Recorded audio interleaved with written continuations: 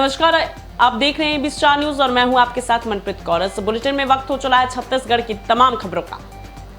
हैदराबाद में आयोजित थल सेना भर्ती 28 मार्च 2020 को भर्ती सेंटर में खेल कोटा का आयोजन किया गया था, जिसमें जिला कबीरधाम के ग्राम कोसमंदा के चमन कुमार राजपूत पिता सुरेश कुमार राजपूत ने फिजिकल टेस्ट किए।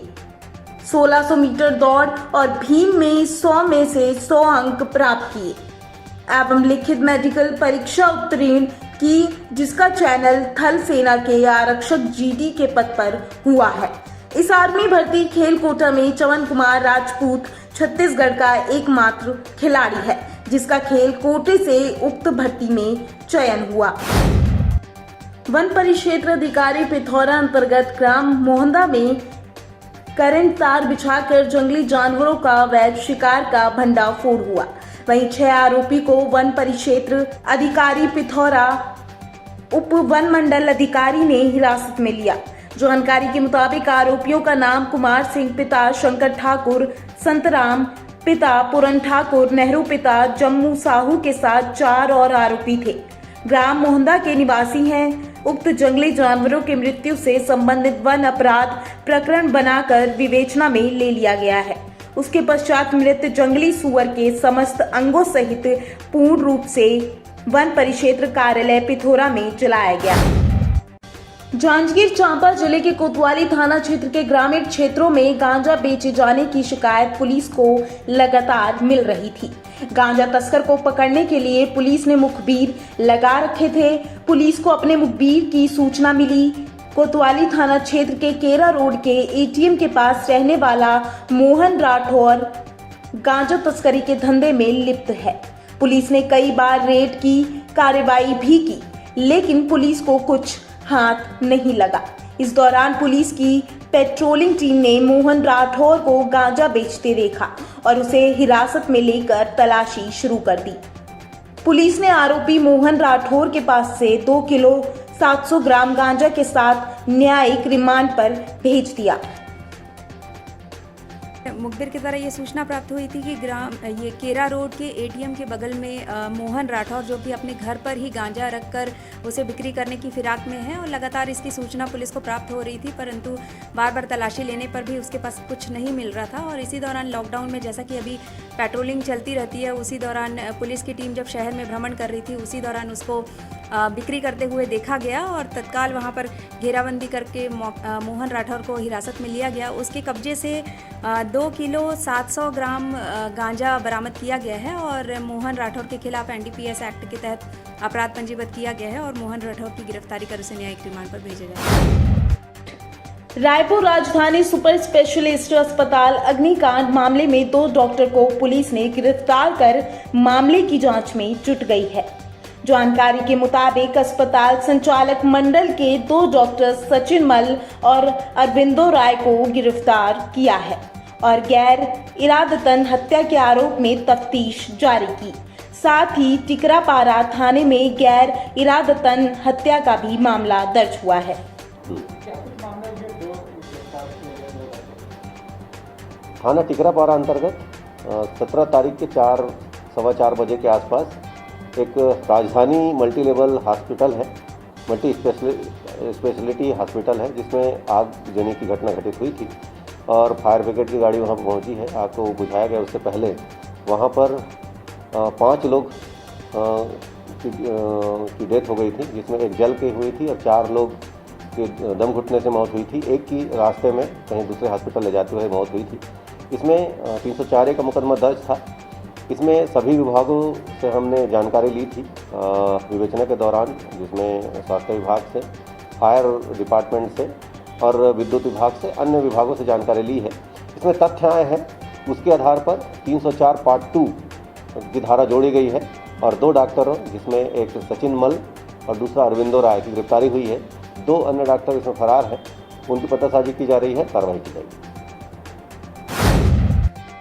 वैक्सीनेशन के मामले में भूपेश सरकार अब विपक्ष के निशाने पर आ गई है। भाजपा और कांग्रेस छत्तीसगढ़ में दोनों एक्शन मोड पर आ गए हैं। जनता कांग्रेस छत्तीसगढ़ के प्रदेश अध्यक्ष अमित जोगी ने कहा है कि छत्तीसगढ़ सरकार की ओर से 30 अप्रैल को लिए गए टीकाकरण अभियान के निर्णय पर इस दलील के साथ चुनौती दी गई है। छत्तीसगढ़ सरकार का टीकाकरण में आरक्षण लागू करने का निर्णय असंवैधानिक और अनैतिक होने के साथ साथ गैर वैज्ञानिक भी है। टीके की खुराक पहले उन लोगों को लगनी चाहिए जिनके संक्रमित होने की अधिक संभावना है। आज मैंने छत्तीसगढ़ सरकार के टीकाकरण में आरक्षण लागू करने के निर्णय को माननीय उच्च न्यायालय में चुनौती दी है। हमारा भारत का संविधान किसी भी शासक को यह अधिकार नहीं देता है कि वो ये तय करे कि कौन जिए और कौन मरे। जब कोरोना आता है तो वो एपीएल, बीपीएल और अंत्योदय नहीं देखता है। उपचार का दुनिया में केवल एक ही सिद्धांत है कि जिन लोगों को संक्रमण की अधिक संभावना है उनको प्राथमिकता से टीका लगाया जाना चाहिए। इस वैज्ञानिक सोच को दरकिनार करते हुए केवल राजनीतिक कारणों से इस तरह के उलझुल फैसले सरकार के द्वारा लिए जा रहे हैं। इसीलिए मैं न्यायालय की शरण में गया हूं। मैंने माननीय न्यायालय से इस मामले में अर्जेंट हियरिंग की भी दरखास्त करी है और मुझे पूरा विश्वास है कि ये जो खतरनाक फैसला सरकार ने लिया है, जिसके कारण कई लोगों की जानें जा सकती हैं, उस पर रोक लगाने के लिए माननीय उच्च न्यायालय जरूर हस्तक्षेप करेगा। देखिए, वैक्सीनेशन में किसी भी प्रकार की आरक्षण की बातें पूरी तरीके से भ्रामक, गलत और दुष्प्रचार है।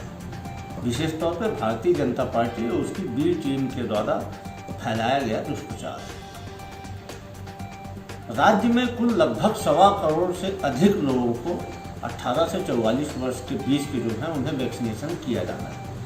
राज्य सरकार ने प्रथम चरण में 50 लाख वैक्सीन का ऑर्डर दोनों कंपनियों को दिया हुआ है, लेकिन अभी तक राज्य सरकार को सिर्फ 3 लाख वैक्सीन के डोज की मिलने की स्वीकृति मिली है, जिसमें से 1.25 लाख वैक्सीन के डोज अभी आए हुए हैं। तो ऐसी स्थिति में प्राथमिकता तय करना सुनिश्चित है और स्वाभाविक है कि जो गरीब लोग हैं, जो वैक्सीन को प्राइवेट अस्पतालों में जाकर नहीं लगवा सकते, तो उनको पहले प्राथमिकता दी गई है। सभी को वैक्सीन लगाई जाएगी, इसमें किसी भी प्रकार का कोई आरक्षण नहीं है। जैसे ही वैक्सीन प्रचुर मात्रा में और राज्य की आवश्यकता के अनुरूप मिलना शुरू होगा, सारे नियम कानून बंधन को छोड़ के जो पहले आओ पहले पाओ के सिद्धांत के आधार पर जो पोर्टल में रजिस्ट्रेशन कराएगा उसे वैक्सीन लगाया जाएगा। लेकिन वर्तमान में यह आवश्यक है कि जो गरीब वर्ग के लोग हैं, विशेष तौर पर जो अंत्योदय कार्डधारी हैं, जो अति गरीब हैं, उन्हें प्राथमिकता दी गई है।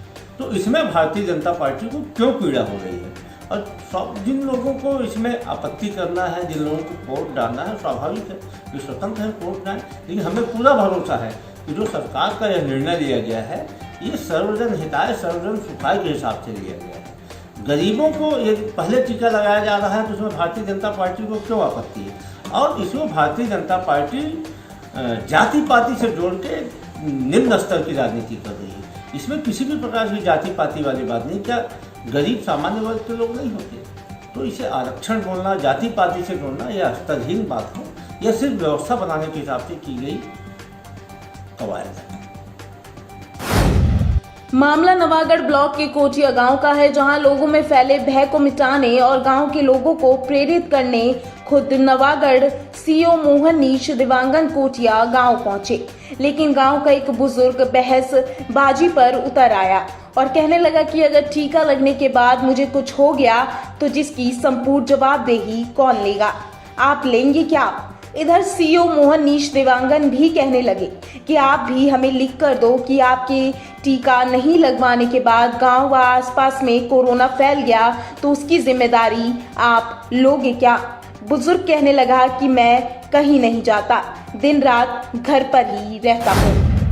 जांजगीर चांपा जिले में कोरोना वायरस के बढ़ते संक्रमण को देखते हुए पूरे जिले में 13 अप्रैल से 6 मई तक के लिए संपूर्ण लॉकडाउन लगा हुआ है और जिले की शराब दुकान बंद है। ऐसे में जिले में महुआ शराब की तस्करी बढ़ गई है, जिस पर रोक लगाने के लिए पुलिस की पेट्रोलिंग टीम अपने क्षेत्रों में गश्त कर महुआ शराब तस्करों को पकड़ने उनके खिलाफ कार्यवाही कर रही है।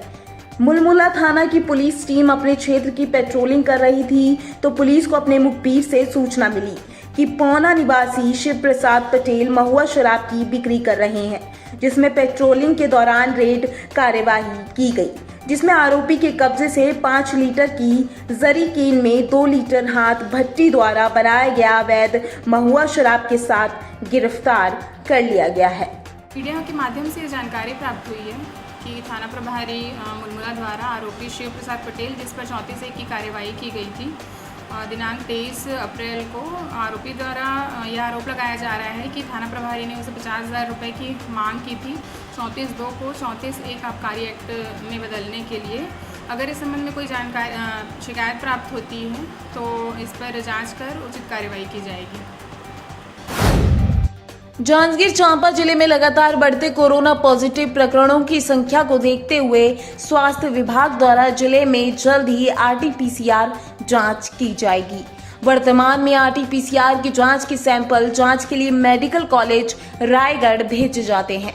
रिपोर्ट आने में लगभग 3 दिन का समय लगता है। सैंपल के साथ स्वास्थ्य विभाग के कर्मचारी जाते हैं, जिससे जल्द जांच की जा सके।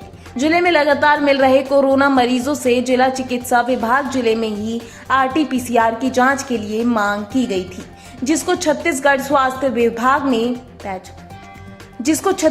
स्वास्थ्य विभाग ने मंजूरी दी है। जल्द ही CGMSC के द्वारा अतिशीघ्र लेट स्थापित किया जाएगा। RT-PCR लैब सैंक्शन किया गया है। अर्बन PHC में उसका काम ऑलरेडी काफ़ी तेज़ी से चल रहा है। 2-4 दिनों में या 1 सप्ताह में उसका जो बिल्डिंग का काम है, रिनोवेशन का काम है, वो ऑलमोस्ट पूरा हो जाएगा और तब तक HR भी जो उसमें टेक्नीशियन लगेंगे और बाकी लोग लगेंगे, उसकी भी भर्ती सिमल्टेनियसली चल रही है। लेकिन अभी कम लोग आए हैं उसके भर्ती में, तो जैसे ही उसमें भी लोग आ जाते हैं हम तत्काल स्टार्ट कर देंगे। तो होपफुली 1 सप्ताह 10 दिन में हम उम्मीद करते हैं कि 10-12 दिनों में ये स्टार्ट कर देंगे। तो हमारे ज़िले के लिए एक बहुत बड़ी उपलब्धि हो जाएगी। हम यहीं पे RT-PCR टेस्ट कर पाएंगे, हमको सैंपल दूसरी जगह नहीं भेजने पड़ेंगे, क्योंकि दूसरी जगह भेजने पे कई बार वहाँ पे पेंडेंसी बहुत रहती है और कई बार वहाँ से लौटा भी दी जाते हैं टारगेट से अधिक, चूँकि अभी तो टेस्टिंग टारगेट से बहुत अधिक हो रही है, तो उस कारण से वहाँ से लौटाने की भी शिकायत मिलती है। इस तरह की कई शिकायतें होती हैं, कई बार 3-3, 4-4 दिन पे भी रिजल्ट आते हैं, तो इस तरीके की पेंडेंसी रहती है। तो अपने ज़िले में हो जाएगा तो वो हमारे लिए एक बहुत बड़ी उपलब्धि हो जाएगी। छत्तीसगढ़ के कवर्धा में लगातार जिले में कोरोना का कहर बढ़ता ही जा रहा है। ऐसे विकट परिस्थितियों में जरूरतमंदों की सेवा करने वाले लोग भी आगे आकर अलग अलग तरीकों से राशन, दाल, सूखी सब्जी, फल देकर अपनी सेवा दे रहे हैं। जरूरतमंद लोगों के प्रति अपना उच्च विचार रखने वाले ऐसे संस्था या लोग आगे आकर काम कर रहे हैं। उन सभी को कबीरधाम पुलिस अधीक्षक शलभ कुमार सिन्हा के निर्देशन पर महिला सेल प्रभारी निरीक्षक श्रीमती रामा घोषी व महिला सेल पुलिस टीम ने पुष्प भेंट कर सम्मानित कर उनका उत्साहवर्धन किया है। कबीरधाम जिले में लॉकडाउन का पालन हेतु कड़ी पुलिस व्यवस्था लगाकर अनावश्यक घर से ना निकलने तथा जरूरतमंदों को पंडरिया पुलिस के द्वारा लगातार जरूरत की आवश्यक वस्तु उपलब्ध कराई जा रही है। साथ ही आने जाने वाले लोगों पर कड़ी निगाह रखते हुए अवैध शराब, गांजा आदि मादक पदार्थ के अवैध परिवहन व पंडरिया पुलिस टीम के द्वारा कार्रवाई की जा रही है। इसी तारतम्य में थाना पंडरिया प्रभारी निरीक्षक श्री के बासनिक के कुशल नेतृत्व में थाना पंडरिया टीम द्वारा अवैध रूप से चल रहे जुआ, सट्टा, अवैध शराब बिक्री की रोकथाम हेतु कड़ी से कड़ी कार्यवाही की जाने हेतु निर्देश प्राप्त होने पर आरोपी संजय पिता सुनील धुर्वे उम्र 20 वर्ष साखीन बुचीपारा थाना पंडरिया जिला कबीरधाम को कच्ची महुआ शराब ले जाते पकड़ा गया एवं उनके कब्जे से 15 लीटर कच्ची महुआ शराब कीमती 3,000 रुपए एवं जब्त कर आरोपी को गिरफ्तार कर न्यायालय में पेश कर रिमांड पर भेजा गया। इस कार्रवाई में थाना प्रभारी पंडरिया निरीक्षक श्री के वासनिक, उप निरीक्षक रघुवंश पाटिल, मोती चंद्रकार, नगर सैनिक 84 चमन सिंह चालक, अश्वनी का सराहनीय योगदान रहा। अभी के लिए इस बुलेटिन में इतना ही। बने रहिए एबी स्टार न्यूज के साथ।